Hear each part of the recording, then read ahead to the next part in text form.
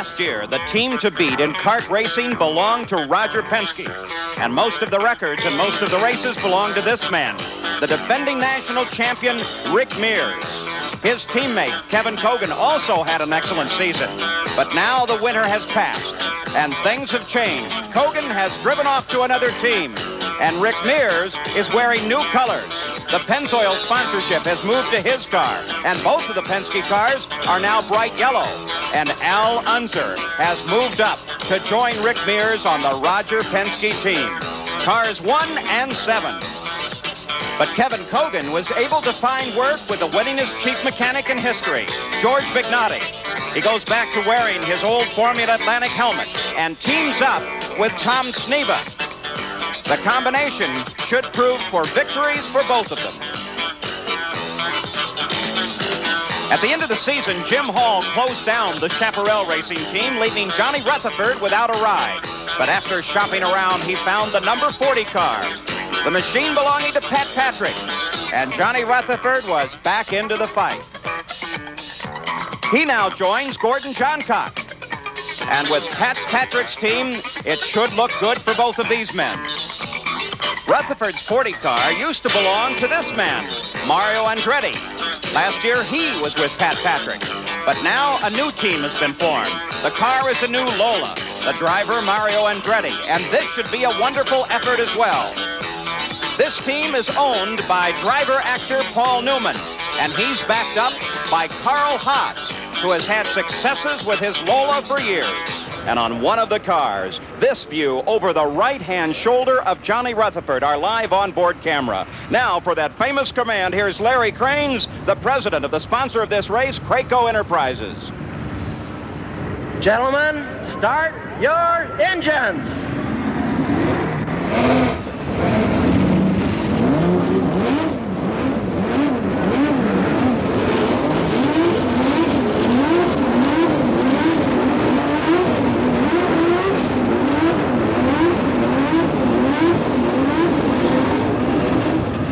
So the challenge is ready. Now 22 cars have started their engines and they're ready for this 200 miles. An important moment for the drivers, Bobby. That's right. The guys in the front are probably thinking about what each one of them is going to do, what the other guy's going to do, and the guys in the back probably got more butterflies than you could count. There's Johnny Rutherford on the outside of the front row, and we are ready for 200 miles on this high bank race course at Atlanta International Raceway. Gordon Johncock won 2 500-mile races last year, but could not complete a victory in the Triple Crown Series. There is the front row. They are poised and ready to go, as all of the crews now indicating that their engines are fired and ready to move out. They wait only for the signal from the pace car.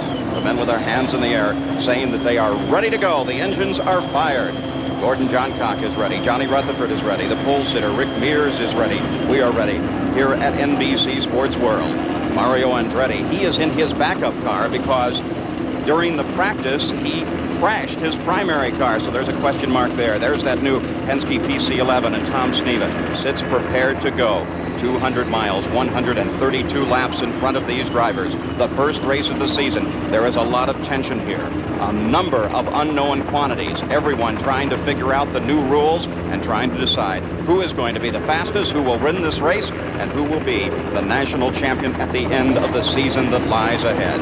Al Unser, his new colors, car number 7. He's ready for what he hopes to be a winning season as well. And there again, the view over Johnny Rutherford's shoulder. You can see the flashing lights on the pace car just ahead. The view is from the outside of the front row. You can see his manifold pressure gauge there. It will be a marvelous view. Mario Andretti is straight ahead as they begin to pull away now. Despite the fact that the Penske PC-11s are having teething problems, Rick Mears was able to shatter his own track record here at Atlanta and set his car on the pole. Alongside Rick, Johnny Rutherford, a new ride for him, a Wildcat. He also broke last year's track record. And right behind him is Gordon Johncock, very fast person and a teammate to JR in one of the cars that I tested all winter. And alongside him is the winner of last year's last race at Phoenix, Tom Sneva, in the fast of the March cars. Looking back into the third row, the teammate to Rick Mears, Al Unser Sr. He has not won a race in over 34 tries. He is very hungry here today. He's equipped to win. alongside Al, the former world driving champion Mario Andretti. It's a new team. He also has gone over 20 races without a victory. Now we have Mike Mosley, Paul, looking for his first win in over a year in another March car, and very, very fast. And we have Bobby Rahal alongside, who won, incidentally, his first 2 kart races last year.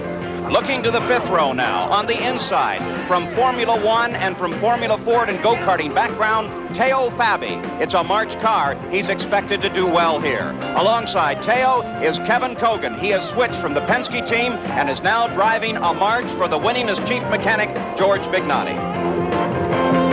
And the field is out and moving as we look over the right-hand shoulder of Johnny Rutherford. Our experimental camera still under development, but a good picture today. As we take a look at what Johnny Rutherford sees, let's look at the rest of the field. Now, there are 9 drivers in this field that have never taken the green flag at Atlanta International Raceway. We also have one totally non-ground effects car, Jim McElreath from Arlington, Texas, doing pretty good, Paul. And Roger Mears has decided that he is going to use his primary car. That is not the car that he qualified, and as a result, he has been moved to the last position in the field. And now the pole sitter, Rick Mears, is ready. Alongside is Johnny Rutherford. Rutherford, Mears the front row, John Cox, Neva the second row, Unser, Andretti in the 3rd row. They come off the 4th turn. The green flag is in the hands of the starter. We look for the green. The green flag is waved, and we are racing at the Atlanta 200 as Rick Mears pulls out in front. Rutherford drops in 2nd place, Neva in 3rd, and John Cox drops back into 4th. Well, it looks like Rick is really hungry today. I knew that it was going to be tough between him and Johnny, but look at Johnny move up on him. He's gonna work at Rick over pretty hard, I think. Johnny Rutherford closes down a little lower line as he comes behind Rick Mears. Tom Sneva back about 100 yards. Gordon John Cox way low on the race course as they complete lap number 1. Mears out in front. Rutherford 2nd. Tom Sneva 3rd. John Cox in 4th. It's going to be a very tiring race. If they keep a pace up like this all day, Paul, I guarantee there's going to be a lot of tired drivers. The pace is going to be very fast. Well, it was a very safe start, and Bobby, I have to admit, we were a little concerned about that. All of those rookies in that field, a new time on this course, but it looks like they did a nice job. I honestly feel, because it's the first race of the season, I had a good feel for it. I think that everybody was just trying to be a little bit careful. Not too careful, but just careful. Johnny Rutherford on the low line as he pursues the leader, Rick Mears, right now. There's the interval, 1st and 2nd place. Now, the 1st car is a PC-11, the 2nd car a Wildcat. There are other cars in this field, most particularly that 3rd place car of Tom Sneva. It is a March, and there have been some questions with the rear suspension on the March. Well, they've been breaking the rear suspension all winter in the test, and they could very well still have some problems with it here. And the problem is where the shock absorber on the bottom of the rear of the car goes up and down. It tends to start binding after it gets a lot of heat and a little dirt in it, and then it starts breaking. Mario Andretti is sitting back at 5th place, John Cox 4th, Sneva 3rd, and this battle between our leaders, Rick Mears, the defending national champion, out in front as he is being chased by Johnny Rutherford. And Rutherford seems to have the handling on him coming into the turns, but then Mears has the engine on the straightaway. Well, no doubt that they all have their boost turned down a little bit. Now, Rick might have his still up right at the moment, but right about now they start turning the boost down to conserve fuel, and they still run hard, but they just have a little bit less power than normal. There's the battle. There is the battle for 1st place. This is the battle for 1st place. And Rick Mears is out in front now. We're looking at Al Unser. He is back in 6th place right now, and he is doing battle with Mike Mosley. There's Mosley coming up behind him. And no, that's Pancho Carter. Excuse me, they have switched now. We have Al Unser in 6th, Mosley in front, and Pancho Carter right behind. So we have the Penske car and the 2 Marches on either side. That's 5th, 6th, and 7th. And there is Bobby Rahal that begins to move in the fight, come up to challenge Pancho Carter. Battle back in the field. Carter has the control on the turns. Bobby Rahal was having problems in the practice getting the back end of the car under control.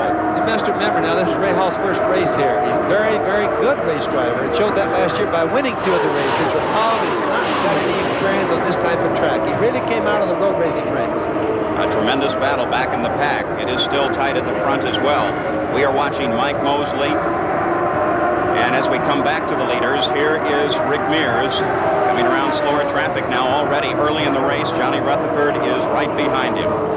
Well, Johnny's just still sitting looking. Rick, of course, is he's going to be the rabbit today. He's going to be the hard one to chase. But if you look at the first 4 cars, you got Rutherford, you got Mears, Rutherford, Tom Sneva, and John Cock. Another thing that's important to notice, John Cock is not going to let Sneva get away with too much. They're about the 2 hardest arch rivals I've ever seen. And there is that handsome young Californian from Bakersfield, Rick Mears. He's the man that's out in front right now. And if there was a problem with the handling on his car in the practice, we were all concerned about it. It doesn't seem to be there now. It's really running pretty smooth. Well, it was kind of apparent yesterday that they must have gotten the car dialed at least to a perfect condition before he qualified. We saw that he had problems early in the day, but he certainly got it better. We've got problems at the Atlanta International Raceway. Car up against the wall. It's Bobby Rahal. We mentioned earlier that he had a problem, and that second car spinning, Derek Daly. So 2 cars spinning right together, and we mentioned that Bobby Rahal was having trouble. Maybe Daly just got into whatever caused Bobby Rahal's problem. I didn't even see it, Paul, but obviously 2 of them are in problems, and it looks like Bobby Rahal is lost out the of the wheel. car. He's all right. Well, he may not be all right. He's lying down. He cut the right front off the car very quickly. Bobby Rahal, who won 2 races last year at Cleveland and Michigan International. There's Dr. Steve Albee. He's the race physician, and he's right there. Doesn't appear that he's hurt very bad. He probably just got the wind knocked out of him very hard. You know, the speeds here are very fast, and the wall's very hard if you do have to hit it. You pop it up against the wall at 200+ miles an hour, which is what they've all been running, and believe me, it smarts. It looked like the damage was to the right front of the car. Now, here was the way it looked as Rahal took it up against the wall. Yes, of course, we can't tell why he got up there in the beginning, but you know, this is an awfully fast track, and things break and go so fast. Sometimes you don't know whether the car broke, a tire went flat, or a guy just made a mistake. But I'll tell you, Paul, it's not very often that I've ever seen Bobby Rahal make mistakes, so I have to think I'm going to blame it on the car momentarily. And then it was right after this, we saw him come by, that Derek Daly got loose, so I think he was just dodging to miss Rahal, but this was the end result of that dodge. Of course, he came out of it pretty good. Derek Daly, for whatever it is, was very lucky. Derek Daly, a Formula One driver. You can see the back end came loose. He corrected. Boy, terrific job of keeping it away from the wall. Yes, it was. But you can also see that something wrong with the right rear on his car. So I have a hunch whatever happened to Bobby Rahal, that we have to assume that Derek Daly might have had the same problem. Maybe there was some debris on the racetrack and he had a flat tire. Handsome young man from Ireland. He was Keke Rosberg's teammate on the Williams team in Formula One last year. Gordon Johncock on his way into the pits. But Johncock has a problem. Johncock just moments ago with this problem as he was coming in for his pit stop, lost control under braking and spun it around. Let's go back down to Bruce Jenner. Right now, Rick just came back into the pits. They're looking over the car, and they're taking the right side of the car off right now. They're cowling on the right side of the car, and they've shut it down. So that's not a good sign for Rick Mears right now. As he's sitting in here, they're taking the whole top of the car off the track, off the car. Rick is waving right now. He's trying to figure out. I think he wants a little bit of water. He's probably just as hot as this car is right now. I don't see any excessive smoke coming out of there, but they definitely, it looks like maybe an injection problem, because Rick is working the throttle a little bit as he sits here. Not a good day for Rick Mears. His car was running real strong.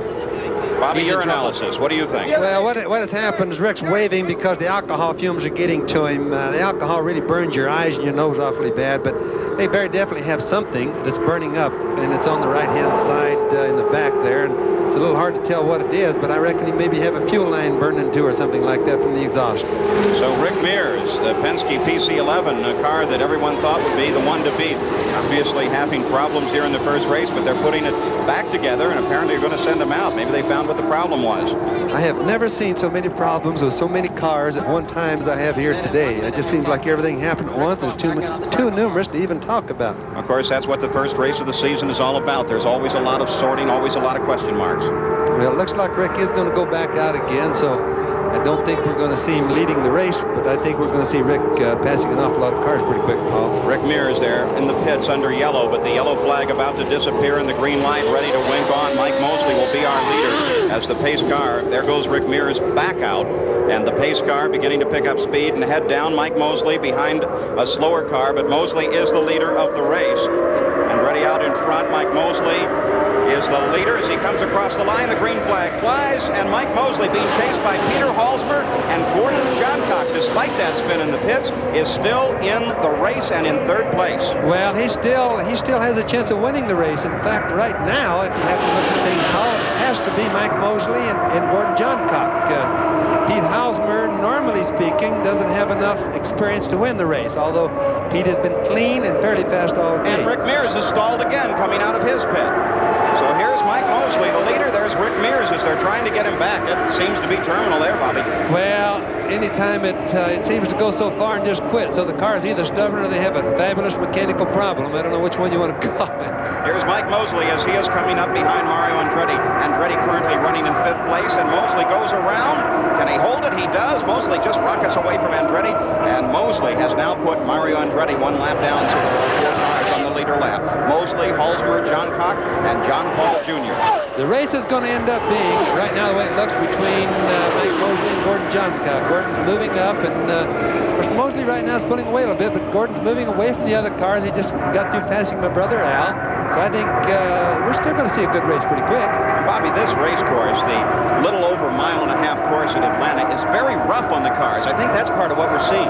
Well, what you can't see in the camera, unfortunately, is how rough it really is in the corners, because they're running through the turns around 200 miles an hour, and the straightaway speed and the lap speeds are normally about the same here, so it makes it very, very hard on the cars, Paul.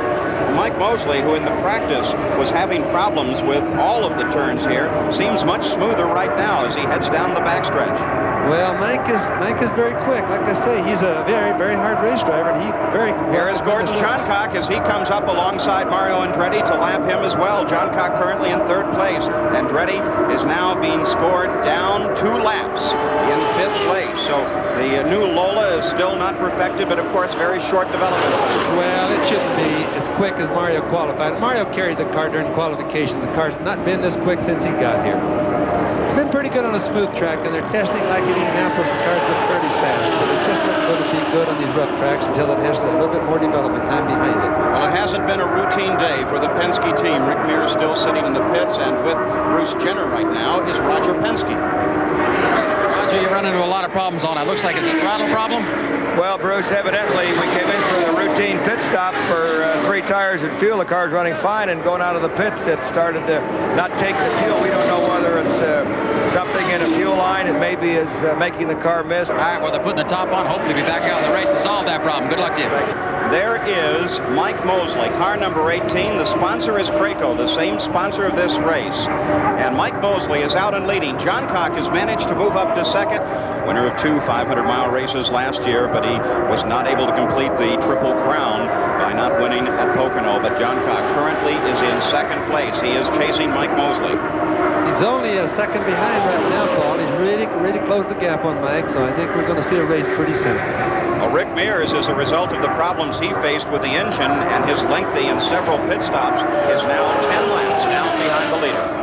Well, that happens sometimes, and it also gives a little bit of credibility to Roger Penske, who keeps the car in, even though he's no chance of winning the race right now. Of course, everyone is interested in learning as much as they can at this first race of the season, so even if they don't have a chance of winning, they want to get the car back out. Well, for example, when the engines come apart after the race, it's better that it comes apart with some miles so you can see what it's going to look like, because remember, Indianapolis is the next race.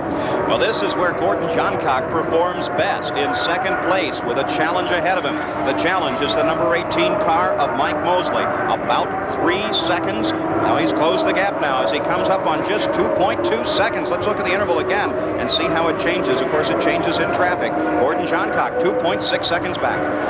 Well, of course, this is too far from the end. Long ways to go yet, and things could change. But I think that Gordon is probably, considering he's the last of the Patrick entries in the race, I think he's going to play it a little bit safe.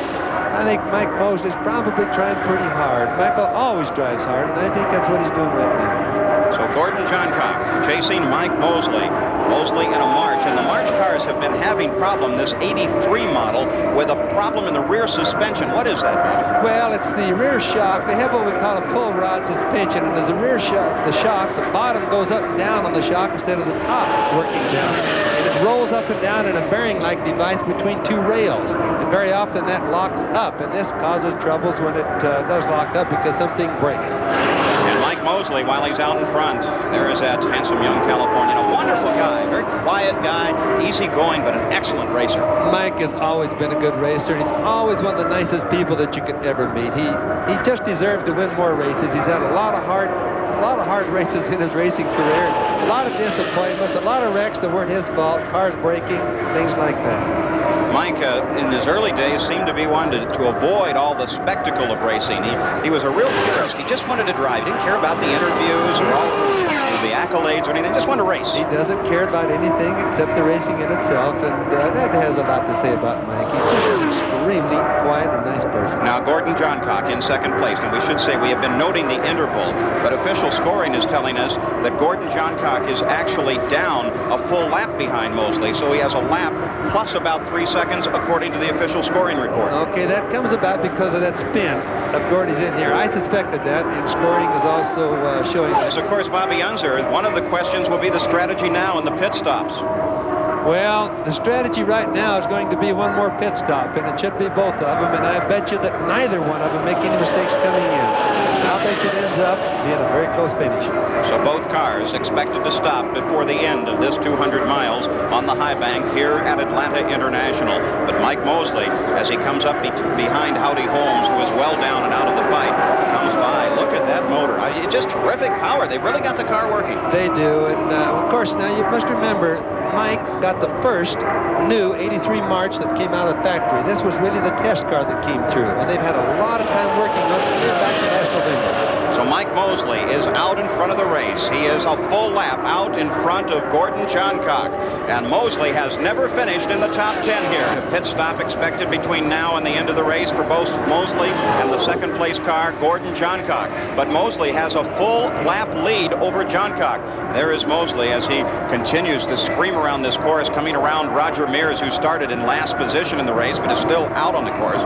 But Mosley has a pit stop due, but still he could make that stop and stay in front of Johncock. Well, he can do it. You see, what he's got to do right now is just make sure that Johncock doesn't get ahead of him, because one yellow flag lap or one yellow flag situation would bring Johncock all the way back around to him. Now, as we come to the end of the day, Bobby Unser, the shadows are becoming a factor.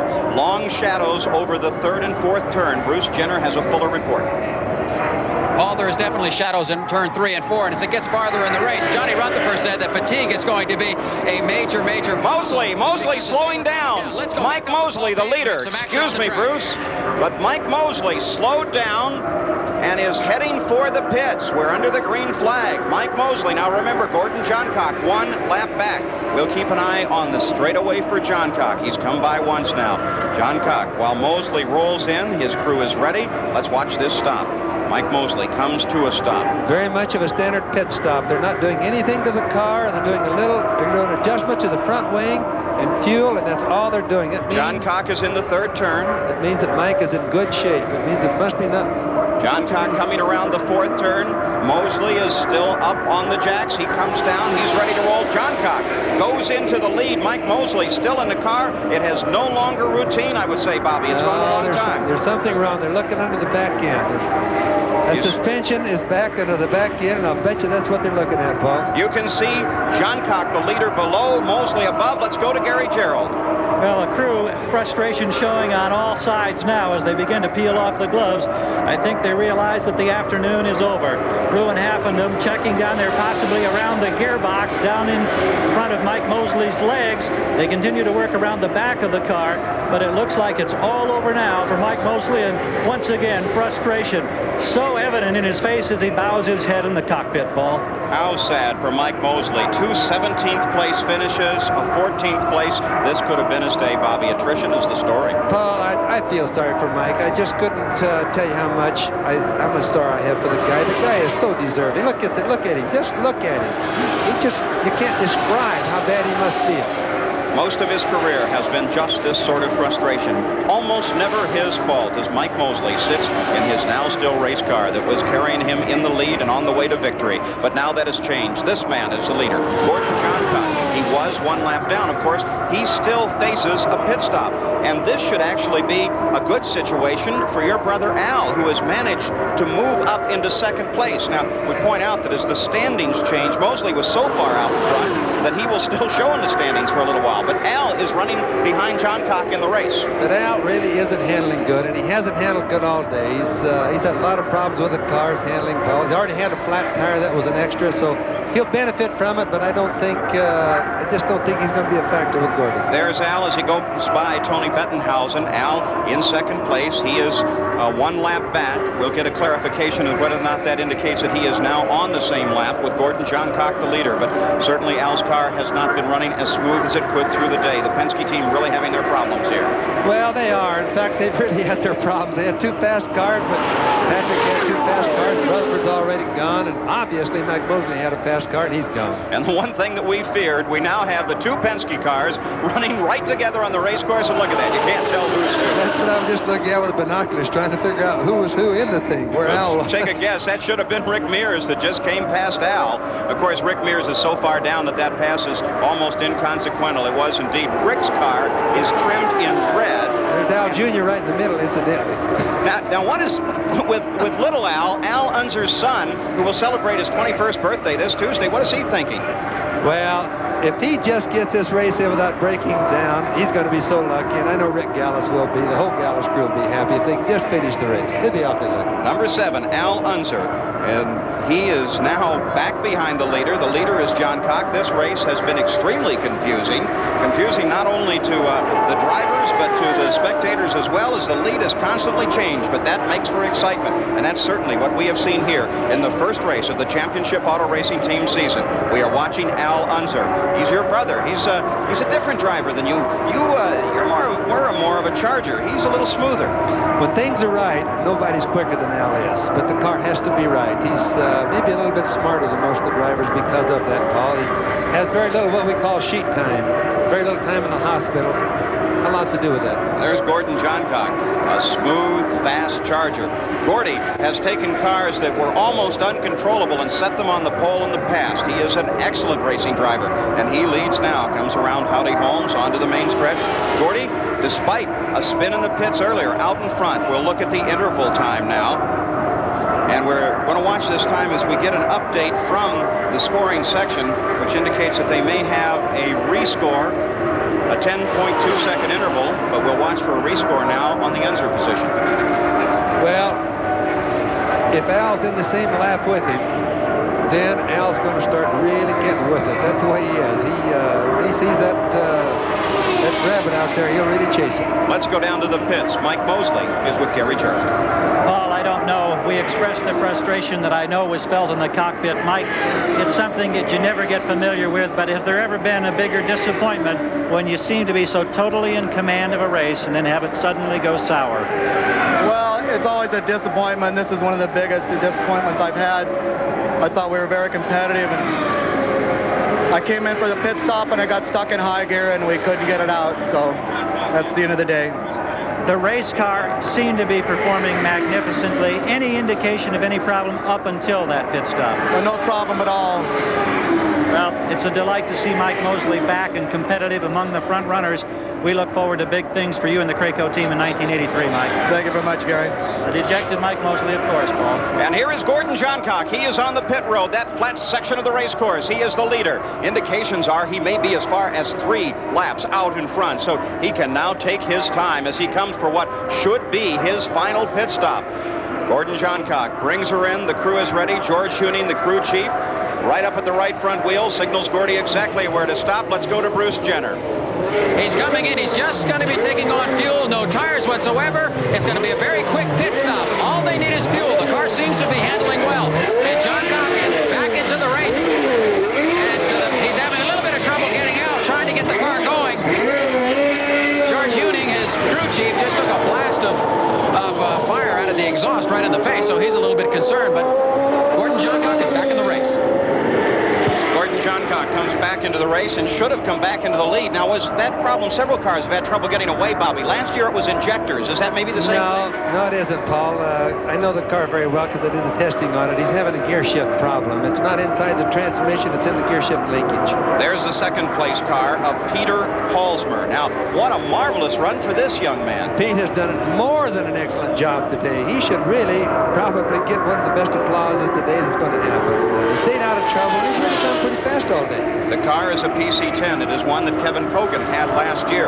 They bought it from the Penske team, and they were all praised for how much help they got when they got the car on how to set it up. Pete's a good chassis man. He's probably of the younger drivers that are out there, he's probably one of the best chassis men that I know. In some ways, he's a lot like you. I remember he brought me several texts on ground defects, laboratory tests, so that we could understand them. Here is the leader, Gordon Johncock. The car that you have tested, Bobby Unser, an excellent machine. Gordon Johncock is out in front. Peter Halsmer is second, and Al Unser is back in third. We'll be back with more of the Atlanta 200. Let's go to Bruce Jenner. These are rookies on the IndyCar circuit, but not to the world of motor racing. First, driving car number 17, a very familiar name, but a new face. Al Unser Jr., 21 years old, from Phoenix, Arizona, former Super V and Can-Am champion. Driving car 12, John Paul Jr., also comes from a race car driving family. He'll be tough on the IndyCar circuit when they go to road courses because he's a former IMSA champion, driving a Penske PC-10. Driving car number 41, Doug Heverin, 21 years old, from Brewerton, New York. 59 feature wins and 4 International Super Modified Association wins. Driving car number 34, Derek Daly, 30 years old, from England. He was teammate to KK Rosberg last year on the Williams team when KK won the World Championship. 1976 British Formula 4 champion, 1977 British Formula 3 champion.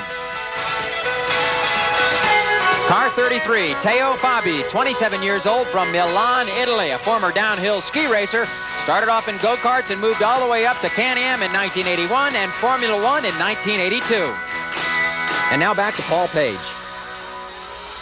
So it was off to the road course at Riverside, the Jim Russell School of Driving, where first it was back to school for our aspiring driver. Here, the chief instructor, Jacques Couture, starts Bruce out on the basics, enough to try the patience of an action guy like Bruce. As you can see, the normal way we drive every day, we start the corner from the middle of the right-hand side of the road and stay in that position all the way around. The corner begins when you turn the wheel and finishes when the wheel comes straight. Now, if you measure that, you have the turning radius of the corner.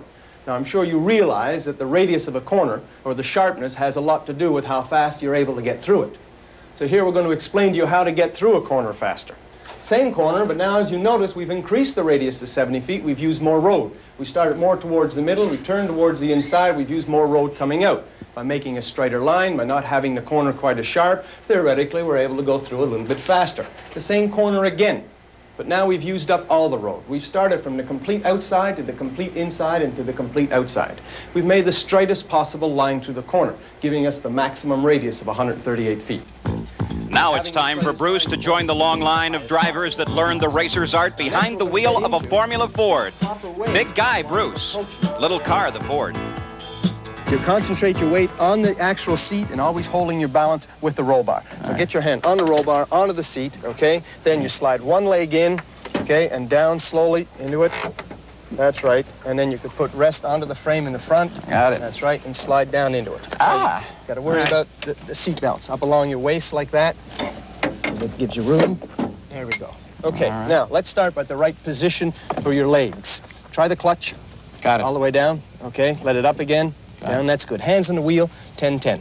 10-10. And that's, or 9:15, whichever, you know, a little variation. You can even hook your thumb around. When you're in the 10-10 position, you want to bend in your elbow. Very important, okay? Relax, I can tell that's a good position. Bring your hand up to the top as you're turning. That's when the arm comes straight without pulling the shoulder forward. That's quite good. Okay, now we're going to take off the bodies and look at the pedal assembly properly. All righty. Now you could start seeing that there's not too much room down there. Okay? First of all, you'll notice that because it's part of the frame here, your toe hooks on it, so you keep your foot at a slight angle. You have your rest pedal.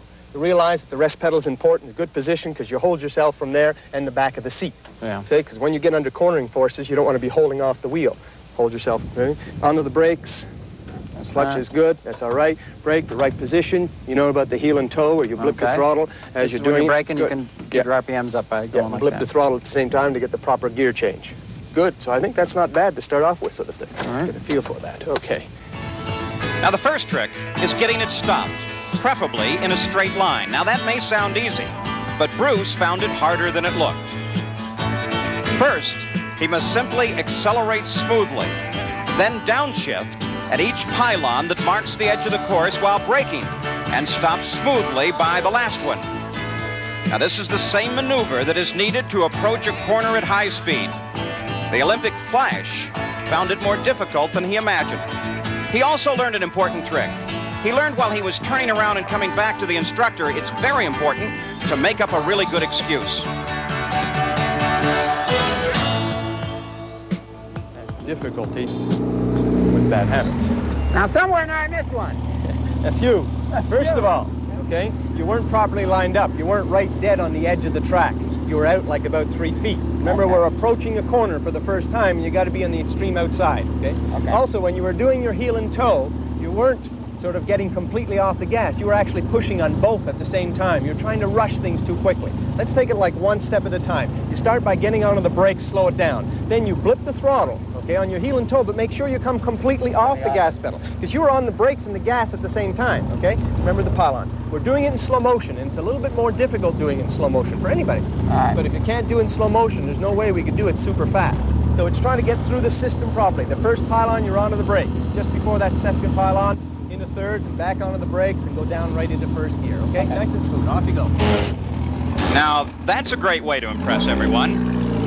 Well, you work at it in the car again and again, and then it's out to the golf cart, where Jock will show Bruce the fast lane, usually the lane over on the left. Pylons mark the edge of the course. Do not hit the pylons. Line yourself up, coming into 6. Right at that pylon. Yeah. Okay, now really, the 5 that we just went through is really to set yourself up for 6. And 6 is obviously the most important one because you want to come out very fast on the other end. Exactly. So you line yourself up right on a straight line.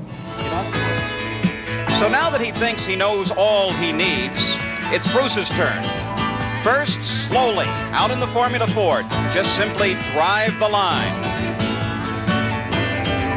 Now here, a really great driver can check his instruments, pitch the car onto the line, spot the blonde in turn 6 infield while waving at the television camera. Bruce simply has to learn how just to make it around the turn. The details come a bit later.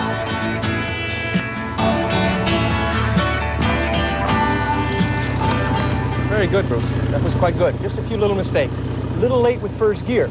So being a little bit late with first gear, you were a little late in balancing the car, getting the even throttle. You were in the process of turning up into the corner at the same time as you were downshifting, trying to do 2 things at the same time. That's quite good. Okay, next lap you're going to round. Now we start picking up the speed. Okay, take it up to about 4,000 faster. We're going to take out the pylons, and now you're on your own. Okay, concentrate. Do it one step after the other. Good. Off you go. All right. And as Bruce has learned so many times before, it's practice that makes it perfect. The Russell School gave him the technique, but only after miles and miles of practice driving will he become a racer. But that same determination and coordination that earned Bruce the gold medal will pay off here. And of course, if he also learns how to give Gary Gerald some glib answers while smiling and batting his eyelashes, then maybe too, someday, just someday, he can become another Bobby Unser.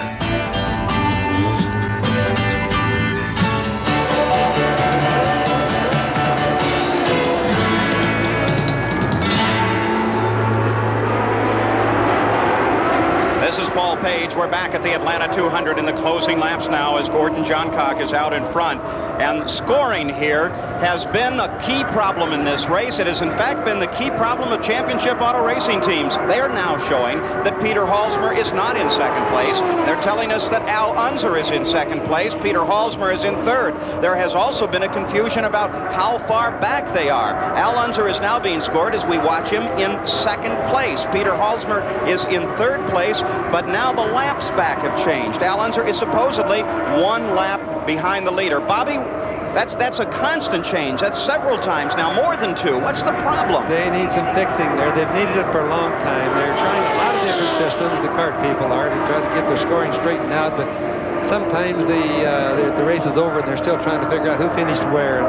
I'm sure that this will be just another system that didn't work, and they're just going to have to work a little harder on it, Paul. Well, right now it makes it very difficult were it not for the fact that Gordon Johncock is so far out in front. As we watch Johncock come out of the screen and Peter Halsmer is right in the area, but again the indication is that Halsmer in the 66 car is 2 laps down. Well, however many laps he is down, Pete Halsmer's been doing a good job all day. He's kept everything clean. His driving has been very good. Gordon is in real good shape, but we must remember right now, I'm sure that Jim McGee has got Gordon slowing down just a little bit. In other words, he should be only running about 45 inches of manifold pressure. If he's running any more, then it's the wrong thing to be doing. We did not get a chance during the stop itself, but it appeared to me that Johncock came in and simply stopped long enough to put enough fuel to get to the end of the race that they didn't really fill the tank. No, but the same token, they may not have had any more fuel in the tank, Paul, but he had trouble getting out, and that meant that he couldn't get the car in gear. He probably couldn't get it in low gear, had to start in second gear. What could have been a wonderfully fast stop was ruined when he had the problem coming out of the pits, but still, it had no effect on the lead. Here is Gordon Johncock, the SDP car number 20, and he is out in front. Here is second. Peter Halsmer is third, and right now, they're showing 2 laps back from the leader, John Paul Jr., his first race ever in one of these cars, and it's been a long time since he's been in an open-wheel car. He's already wrecked 2 cars this year, and if that boy finishes 4th place, he's done a marvelous job. It's going to be a happy day down in the John Paul pits. He's from right here in Georgia. There he is, that car number 12. Marvelous little driver. He started in open cockpit cars, Formula Fords, then went to the IMSA cars, the endurance cars. Now here he is back again. In fact, I was going to get him to drive my Formula Ford for me one time. He's Were you? Quite a talented little boy. And a nice fellow. Tall, though. 6'2". A little boy. That's the wrong way to say it. I was going to say. I look at him that way because of his age. 6'2". Gordon Johncock, not nearly that height, but very powerful, strong in a race car. Gordon won't get tired. You can't tire him out. He may be tired the next day, but he will not tire during the race. Very tough. And tenacious, too. He's a bulldog. He never lets up. But despite the fact he is so far out in the lead, he continues the charge as he comes up and comes around. Looks like Mario Andretti. Indeed it is. Mario, the Lola, still apparently a very developmental car. Well, it's having problems all day, and Mario is going to be tired when the day is over because he's worked hard. Now, Gordon Johncock on the last back stretch. The white flag has been given as he comes down alongside Andretti. Doesn't want any part of it. He'll take it nice and easy. He is on his way to a checkered flag. The last lap. Gordon Johncock coming toward the checkered. Here he comes off the 4th turn now. Nick Fernaro has the checkered flag, and Gordon Johncock has won the first race of the season, the Atlanta 200. Here comes Al Unser. Now he should be charging as well for the checkered flag. Here's your brother. Nice ride despite all of his trouble. We've got 2 Al Unsers that finished the race. Al Jr. just went by, and that made him finish his first race, and I think that's nice. So with you slipping out, it didn't make any difference at all. The Unser name's still in there as Al finishes in second, 1 lap back. And Peter Halsmer slowing now. Peter Halsmer. Did he see the checkered flag? Halsmer, slow, apparently did see the checkered flag as he came under. That's what happened, Paul, because once the checkered flag falls, scoring quits, and they just score him at the winner for getting the checkered flag. But, of course, you have to cross the start-finish line. Well, here is the man of the day. Let's go down to the Pat Patrick pits, where I'm sure the celebration has begun. Here is Bruce Jenner. I'm with Pat Patrick right now, the car owner, and you had a disappointment earlier with Johnny Rutherford going out with one of your cars, but Gordon Johncock came through for you. He sure did, and we're very happy, too. It's a great way to start the season off. Sure is. I like to end it the same way. That's true. You certainly were awfully excited when he finally came across that finish line. Congratulations to your team on a fine performance. Thank you very much. Paul? Pat Patrick, another victory for the Patrick Racing Team, and one well-deserved. They have been working very hard over the winter. Obviously, their work on the new Wildcat, a lot of it done by you, Bobby's paid off.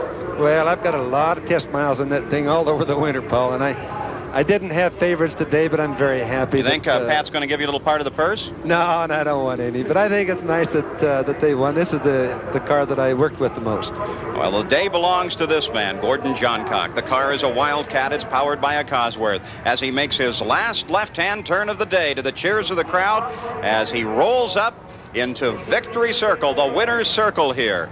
Gordon Johncock, the winner of the Atlanta 200. Let's wait now as Gordy takes his helmet off. The Jim Hickman Trophy will be brought in here in memoriam for Jim Hickman, a driver who finished 7th here last year. His wife, Linda, is in Victory Circle as well. Gordon Johncock, they unsnap the tether that holds his head upright. There's the Hickman Trophy. Al Unser came home in 2nd. These are unofficial. Peter Halsmer 3rd, John Paul Jr. 4th, and Mario Andretti in 5th place. Unofficial results of the Atlanta 200. And some question about the scoring. Let's go to Gary Gerald. Thank you, Paul. Down here, it's the usual mass scene of confusion and jubilation. The helmet comes off. The hat will go in place. Pat Patrick, George Huning all down here. Congratulations being offered all the way around. Gordon Johncock gets a chance to wipe his brow and get a sip of a cold drink. It's certainly a well-deserved, but it has to be a surprising victory, Gordy, in view of what happened coming in there on that pit stop. Well, yes, it did. I don't know if it was my mistake or what, but I might have got it in low gear, but it just wasn't shifting right, and I didn't have any clutch there even when I went out on the last pit stop, and we were just having problems, and we were just lucky to win it.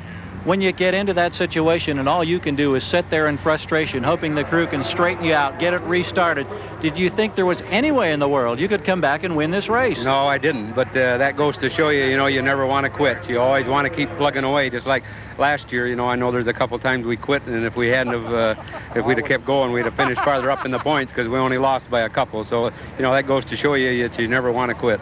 You joined Select Company, Mears, Rutherford, Andretti, the only drivers ever to win here at Atlanta. Now you finally get your name in the books, and it's a great way to start a new season. Well, yes, it is. We're really looking forward to this season. Car didn't really work quite as good as we thought it was, but as it worked out, but I'd like to thank all the sponsors, STP, Goodyear, Valvoline, my crew that's done a terrific job in putting the car together for me. Well, Gordy, I know that Linda Hickman is going to be making a presentation of a beautiful cup over here in memory of Jim Hickman, who lost his life last year at Milwaukee. Linda's coming in with that cup in the presentation now. Linda, it's a beautiful gesture that you're making to a deserving race driver today. Congratulations, Gordy. Thank you very much. Thank you. And so that's the story right here now for Gordon Johncock and his happy crew, Paul. Gordon Johncock, his 25th victory.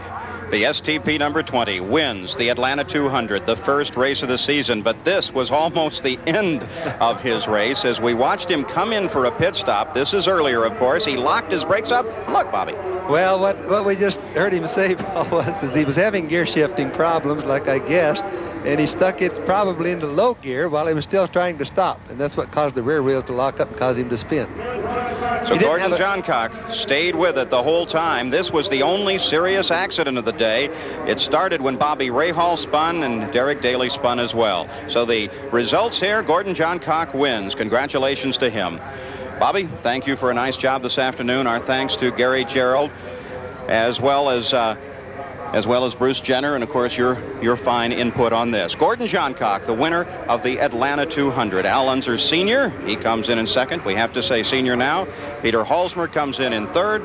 John Paul Jr. comes in fourth, and Mario Andretti is fifth. Attrition, the real story of the day here. But Johncock obviously did their homework over the winter and has been able to move out in front. So Gordon Johncock, the winner here at the Atlanta 200. It should be an exciting season for cars.